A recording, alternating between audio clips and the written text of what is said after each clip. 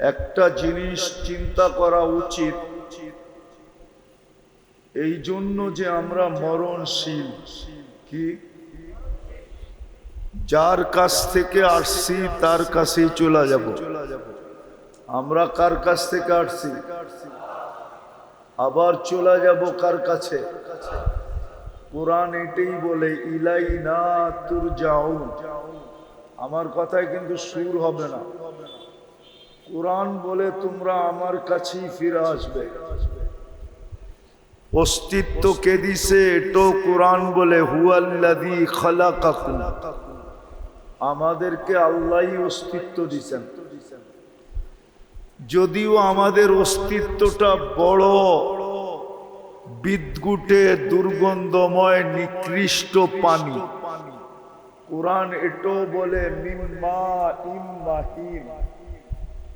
বড় নিকৃষ্ট দুর্গন্ধময় পানির থেকে আমাদের অস্তিত্ব।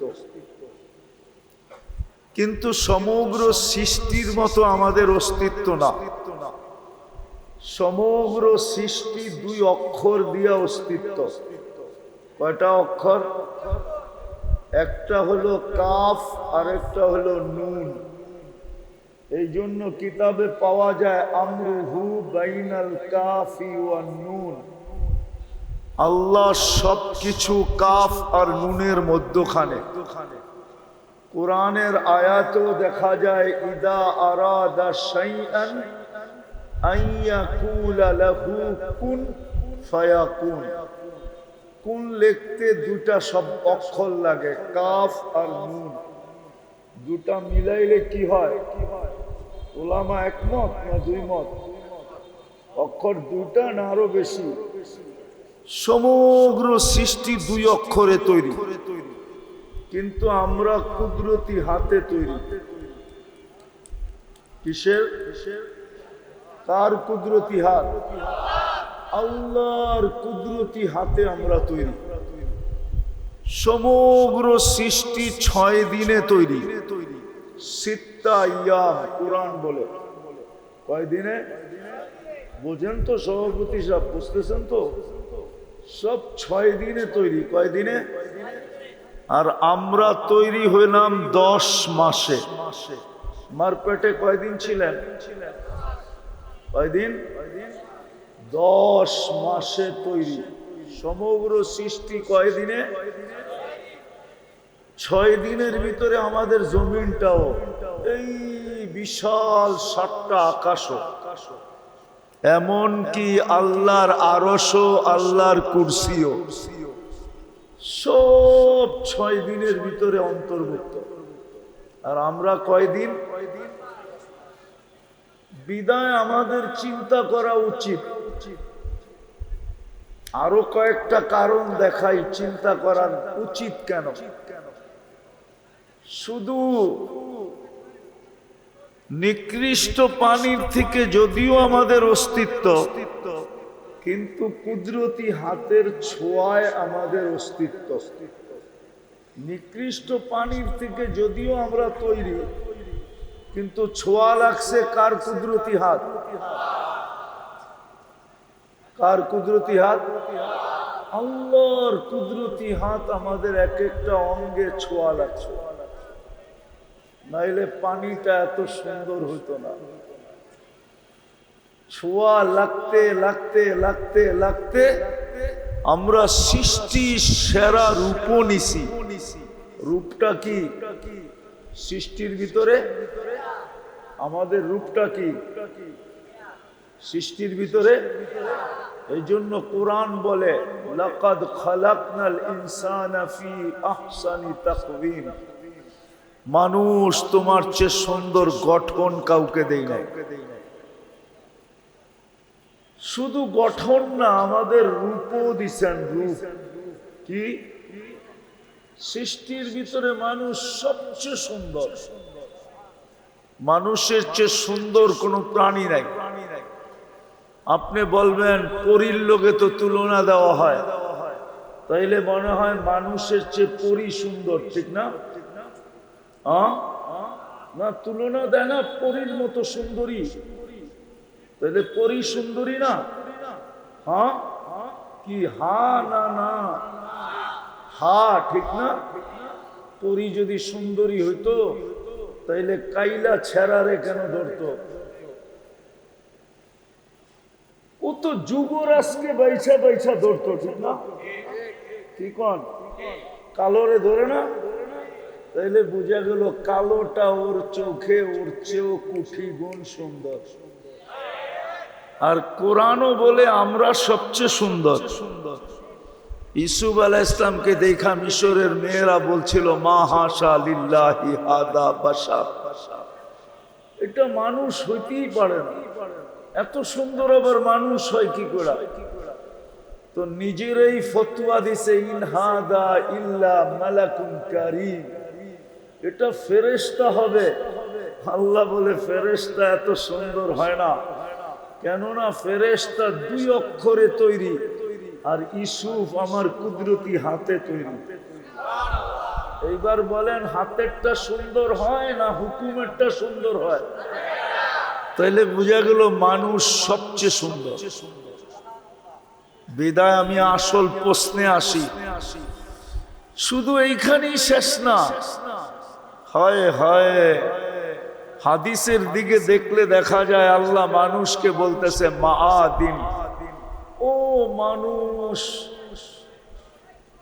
তোকে এত জিনিস দিয়ে আমি সাজাইছি, এমনকি জমিনকেও আমি এরকম ভান্ডার দেই নাই যেই ভান্ডার আমি তোর ভিতরে দিছি।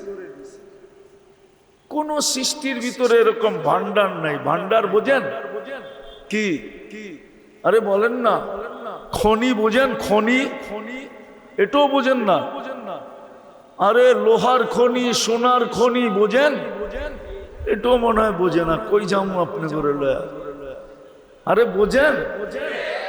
সমগ্র সৃষ্টিকে আল্লাহ যত খনি দিছে, এই জমিনের ভিতরে যত খনি আছে এর চেয়ে বেশি খনি আমাদের এই শরীরটার ভিতরে আছে। এই জন্য হাদিস বলতেছে আন্নাস মাআদিন, মা'দানুন এটার জমা, মা'দিন, মা'দানুন মানে হলো একটা খনি, মা'দিন হলো অগণিত খনি। আল্লাহ আমাদেরকে খনি বানাইছেন, চিন্তা করা উচিত আমাদের। আমি আমার আসল প্রশ্নে চলে আসি, চিন্তা করা উচিত আল্লাহ আমাকে দিলেন কতটুকু। এই জন্য কোরআন বলছিল অফি আনফুসিকুম, মাঝে মাঝে তোমার শরীরটা দেখো, অঙ্গগুলাকে দেখো, তাইলে তোমার মনে উঠবে আল্লাহ তোমাকে কি দিল। 2টা চোখে কয়টা ক্যামেরা দিছে? কয়টা? কয়টা? সবাই একমত? আরে সবাই একমত নাকি? কে কে একমত? হাত উঠান তো দেখি। অল্প কয়েকটা হাত উঠছে, ঠিক না? নামান নামান। 2টা চোখে, এক চোখে 13 কোটি ক্যামেরা, 2 চোখে 26 কোটি ক্যামেরা। হায় হায়, নাকটায় এরকম মেশিন ফিট করে দিছেন যেটা আমাদেরকে ঘ্রাণ শুইয়া দেয়। কি শুইয়া দেয়? নাক। কিসের ঘ্রাণ? সমস্ত খাদ্যের ঘ্রাণ শুইয়া দেয়, টেস্ট করে দেয় যে খাদ্যের ঘ্রাণটা ঠিক আছে কিনা, এটা আমার পেটে যাওয়ার যোগ্য কিনা, এটা মুখে দেওয়ার যোগ্য কিনা। যদি এটা মেশিন হইতো তাইলে বোঝা যাইতো এটার আকৃতি কত বড় হয়, তাইলে বোঝা যাইতো এটার দাম কত। আরে বুঝাইতে পারি না, ঠিক না? যদি মেশিন আমাদের খাদ্যের ঘ্রাণ, সারা দিনই তো আমরা চমচম করি, ঠিক না? চমচম বুঝেন? আবার মিষ্টি বুঝেন না, ঠিক না? চমচম বুঝেন? চমচম কি? কি? আরে জোরে কোন? সারা দিনই তো খাইতে থাকি, ঠিক না? যা পাই তাই খাই, ঠিক না? কিন্তু গ্রানটা শুঙ্গা দেয় কে? বলতে পারবেন আজকে সকাল থেকে এই পর্যন্ত এক একজনে বলতে পারবেন কত কিছু খাইছেন? কয়বার খাইছেন পারবেন? নাস্তা, দুপুরের খানা আর রাত্রের খানা বাদ দিলাম, সারা দিন যে রাস্তায় ঘাটে যা পাই তাই কে গ্রান শুঙ্গা দেয়? এটা যদি মেশিন হতো তাহলে বোঝা যেত এটার আকৃতি কত বড়। এই জন্য আমার প্রশ্ন হলো, আল্লাহ আমাকে কি দিছেন? ঘ্রাণ শুঙ্গার মতো একটা মেশিন দিছেন নাকে, যদিও আমার নাকটা ছোট, কিন্তু আজ পর্যন্ত কোনোদিন নাক আমাকে ভুল রিপোর্ট দেয় নাই। দিছে? দিছে? কে দিছে এটা? নাকের ভিতরে আছে কি? আরে বলেন না কি আছে? একটা ছিদ্রই তো, দুইটা ছিদ্রই তো, ঠিক না? সারা দিনই তো আঙ্গুল দিয়া নাড়তে থাকেন, ঠিক না? একটু পরে পরেই তো অনেকজনে নাকে আঙ্গুল দেয়, ঠিক না? কিন্তু আজ পর্যন্ত তো নষ্ট হলো না। আমার প্রশ্ন, আল্লাহ আমাকে কি দিছেন? ভালো মতে বোঝেন, কাজে দিবে, নাইলে পরেরটা বুঝে আসবে না। জীবনটা কিন্তু ছোট। কোন দিন জীবন আমাকে নিয়ে যাবে সীমান্তে আমিও জানবো না। কোন দিন আমাকে আমার জীবন ওই রেখায় নিয়ে যাবে যেই সীমান্তে পা দিতে দেরি আখাযনাহু বাগতাতান, মালাকুল মউত ছো মাইরা আমাকে উঠাইতে দেরি করবে না। আমার জীবনই আমাকে নিয়ে যাবে, জীবনের গতি আমাকে নিয়ে যাবে ওইখানে, ওই সীমানায় নিয়ে যাবে, আমিও জানবো না। কত যুবক হইতো রাস্তায় চলতে চলতে চলে গেল, ঠিক না? তাও ডিজিটাল ঘোড়ার উপরে ছিল। ডিজিটাল ঘোড়া চিনেন কি? অ্যানালগ ঘোড়া ছিল, ঘাস খাইতো। ডিজিটাল ঘোড়ায় কি খায়? পেট্রোল খায়, পেট্রোল।